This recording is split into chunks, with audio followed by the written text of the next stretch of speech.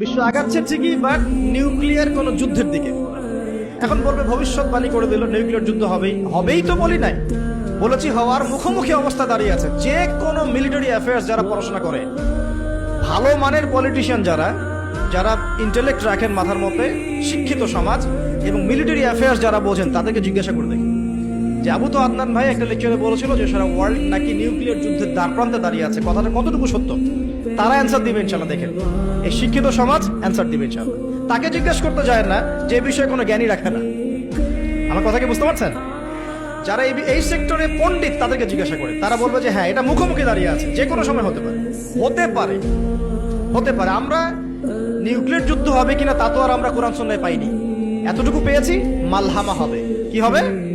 মালহামা মানে মহাযুদ্ধ। এটা বিভিন্ন কান্ট্রির মধ্যে জড়িয়ে পড়তে পারে, আল্লাহু আ'লাম বিসসাওয়াব। এতটুকু জেনেছি, ইরাকের ইউফ্রেটিস নদীর সোনার পাহাড়কে কেন্দ্র করে বিশাল যুদ্ধ হবে, এটা জেনেছি, হাদিসে আছে। শুধু তাই নয়, নবী সাল্লাল্লাহু আলাইহি ওয়াসাল্লাম বলেছেন প্রতি 100 জনের মধ্যে, প্রতি 100 জনের মধ্যে 99 জন মানুষ ওই যুদ্ধে মারা যাবে।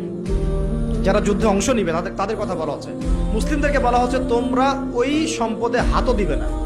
ওই সম্পদ নেয়া তো দূরের কথা, ওখানে হাতও দিতে যেও। আমার কথা কি বুঝতে পারছেন? তো দেখছেন বিশ্ব এগিয়ে যাচ্ছে, কিন্তু আমরা বলছি যে একটা নিউক্লিয়ার ওয়ারের দিকে এগিয়ে যাচ্ছে।